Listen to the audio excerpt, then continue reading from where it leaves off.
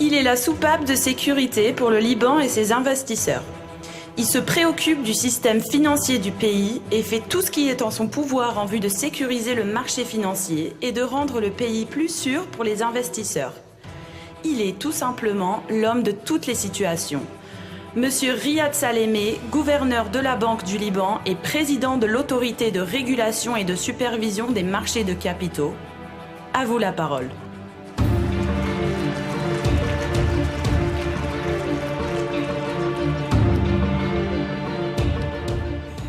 Merci. Mesdames, Messieurs, je voudrais d'abord souhaiter la bienvenue à tous ceux qui ont voulu bien participer à la 15e réunion de l'IFREFI, venus de tous les pays francophones, et le Liban est fier d'être un pays francophone. Je voudrais également souhaiter la bienvenue à M.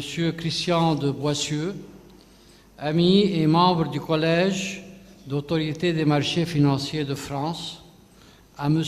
Nasser Seddiqui, directeur des émetteurs de l'autorité marocaine du marché, à M. Michel Prada, président de la fondation IFRS, et à tous les présidents, évidemment.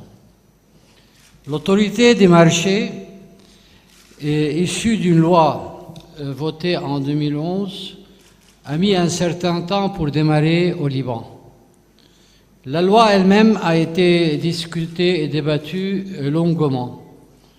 Le principe qui a prévalu est un principe qui voudrait que tout le système financier au Liban soit régulé et supervisé d'une manière coordonnée entre les différentes spécialités.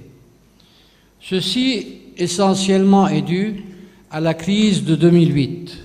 En effet, la crise financière de 2008 a été en partie causée par le manque de communication entre les différents régulateurs et superviseurs. Ceci, nous avons voulu l'éviter au Liban. C'est pourquoi, malgré le fait que chaque entité a son indépendance, son autorité, son autonomie, il existe un point commun entre les marchés financiers, les banques, la lutte contre le blanchiment.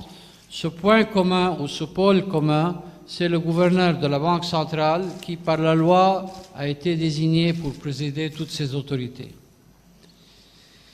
L'autorité des marchés, depuis son institution, a émis plusieurs réglementations, organisé les établissements des services financiers, préparé une entité pour la protection de l'investisseur et également a essayé de développer les marchés dans un environnement qui n'a pas toujours été facile. La région dans laquelle on se trouve passe actuellement par des crises qui sont dues à une situation politique et sécuritaire difficile, mais également à la baisse de la liquidité dans la région à cause de la baisse des prix du pétrole. C'est pour ça que l'autorité des marchés a appuyé le développement de la demande interne et en coordination avec les banques, les sociétés financières, prépare au lancement d'une plateforme électronique pour les transactions dans le but d'intéresser les Libanais, les institutions libanaises, la diaspora libanaise au marché interne, de créer une liquidité qui pourrait financer les PME, les entreprises plus larges également, et de créer une plus grande flexibilité pour la politique monétaire. Nous tenons à ce que cette plateforme soit une plateforme techniquement valable, mais également bien supervisée et transparente. Le gouvernement a décidé de privatiser la bourse de Beyrouth et nous pensons que cette initiative qui va être positif pour le développement des marchés des capitaux.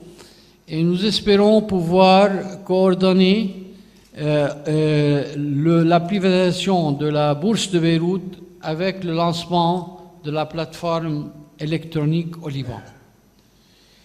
Cette plateforme sera ouverte à toutes sortes de produits, depuis les titres jusqu'aux obligations. Il y aura même des transactions sur l'or. Et nous espérons que les banques, les sociétés financières au Liban animeront cette plateforme.